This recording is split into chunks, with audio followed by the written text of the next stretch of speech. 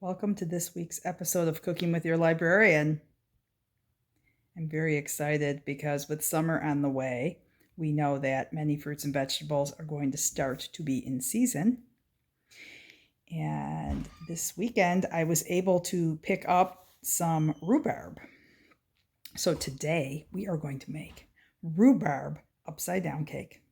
So come on into my kitchen and join me in making this super easy dish.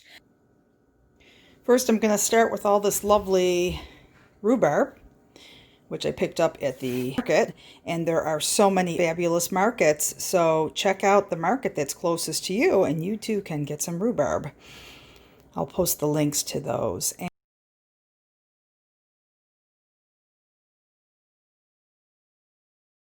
And also, you can get them at the grocery store too this time of year. I also picked up a rhubarb plant, which my husband planted for me in the backyard, so maybe next year I'll have some rhubarb to pick. Wherever you get your rhubarb from, you're never going to eat the leaves at the top. Those are poisonous. Always cut those away. And obviously you're going to trim off all the weird, yucky brown spots too. And then I'm going to give this a good wash, and then I'm going to slice it up before we get started. Now, as I cut this up, I'm just going to cut into some little pieces. Sometimes you get a little stringiness that you can pull away, but once it cooks, as long as it's broken up into little pieces, that's just more fiber. Can't have enough fiber in your life. But I'm going to cut this all up, and then we'll continue. See, as I'm cutting this, it's just this big kind of stringy piece. I am going to pull it off. That's annoying me. Then I'm going to add the butter and a cup of brown sugar to the pan and put that in the oven for a few minutes to melt. Now, I'm making this in my food processor, the cake batter part. I'm going to mix up the butter. I'm going to add the sugar and the eggs. I mixed in the vanilla and lemon juice and milk and lemon zest. And you may be wondering why I'm making a cake in the food processor. And it is because my KitchenAid is still in the shop, unfortunately. So sometimes you gotta do what you gotta do. I'm a big fan of coming up with solutions to problems. Delicious solutions. So separately, I mixed the flour and baking powder and salt, and for this recipe I did use the gluten-free measure for measure type flour, but you can use regular wheat flour too. Now I'm going to pour the mixture from the food processor and mix it right in with the flour mixture.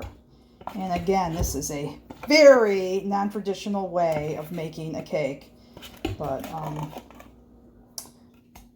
wanted to make this, so that's what I did.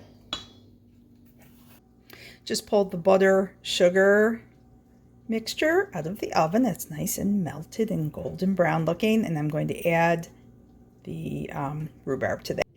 So now my pan is ready. I added the rhubarb to the brown sugar butter mixture in the pan, and now I'm going to pour my batter on top.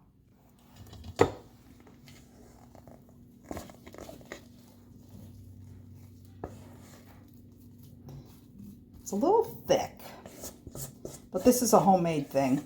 Now you could totally easily just do the part with the butter and the brown sugar and the rhubarb, and then make a cake mix, like a butter cake mix or a yellow cake mix, and throw that right on top. That's how my mother used to do it, and that's how a lot of people do it. And it really comes out quite delicious if you don't want to take the time to do something from scratch. But I'm going to spread this all around the top. And you may see spots where the rhubarb pokes through, and that's okay, because once this bakes up, it'll all be covered and will look lovely.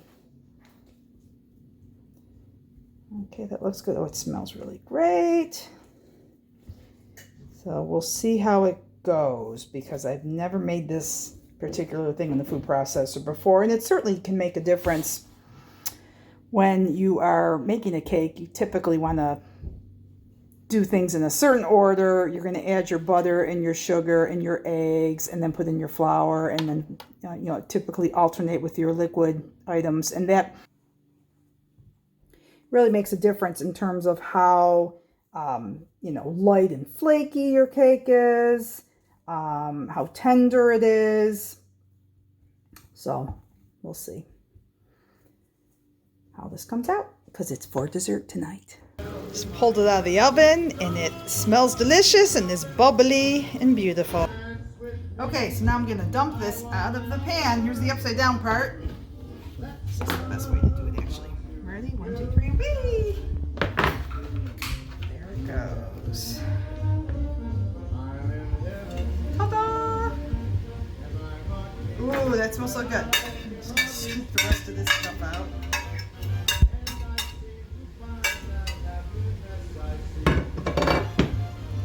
There it is.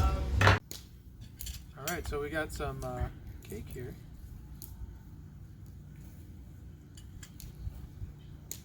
What do you think? The cake is very fluffy and tart and moist.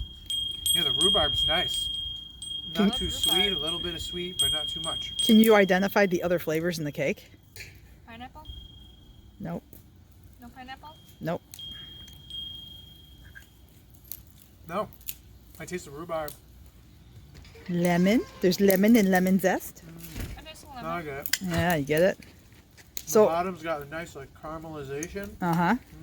All right. So, what's my score out of 10? I'll give it a 9.5. Give it 5 out of 10.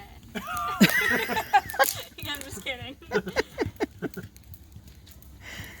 Same. Thank you.